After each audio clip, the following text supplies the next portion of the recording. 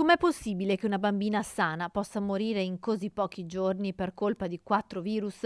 È la domanda che tutti si fanno dopo la tragedia della morte della piccola Beatrice Angela di appena 5 anni. Si tratta di casi piuttosto rari, spiega la pediatra Liviana Dadalt. Una piccola percentuale di bambini, direi inferiore al 5%, forse intorno all'1% rispetto a tutte le infezioni. Dicevo, in una percentuale così bassa di bambini, le infezioni però possono avere invece un andamento completamente diverso, un andamento che noi chiamiamo andamento invasivo, andamento fulminante.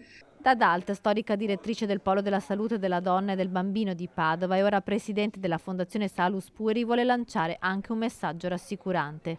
Molto spesso dicevo, più virus o virus e batteri insieme possono coesistere come causa di queste infezioni. Questo non necessariamente ne condiziona la gravità. Quindi un messaggio tranquillizzante: le infezioni ci sono frequenti, nella maggior parte dei casi sono benigni, anche se più agenti infettanti possono coesistere. Ancora una volta, per evitare complicazioni è sempre opportuno scegliere la vaccinazione per i bambini. Quello che stiamo vedendo ora è una era, così dire, post-vaccinale, la chiamiamo, no? Che anche i virus, che credevamo essere più benigni, anche i virus, come per esempio il virus dell'influenza, possano determinare in una piccola percentuale di casi questo andamento così fulminante e potenzialmente anche letale. Quindi anche per questi, solo per alcuni di questi, l'arma più forte rimangono le vaccinazioni.